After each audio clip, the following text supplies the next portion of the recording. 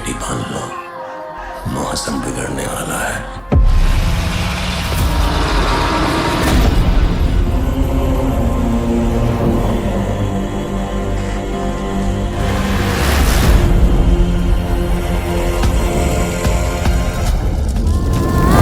विश्वास के बारे में एक बात बड़ी कॉमन है कि किसी का विश्वास जीतना कोई बड़ी बात नहीं है, पर किसी का विश्वास कायम रखना बहुत बड़ी बात है।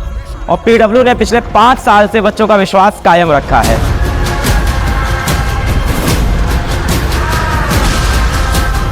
आज हम जहाँ पे भी हैं उसके पीछे ना मैं हूँ, उसके पीछे ना मेरी टीम है, उसके पीछे ना कोई बहुत बड़ा इन्वेस्टर है, उसके पीछे कोई नहीं है, उसके पीछे सिर्फ और सिर्फ आप लोगों, भारत के प्यारे प्यारे स्टूडेंट्स।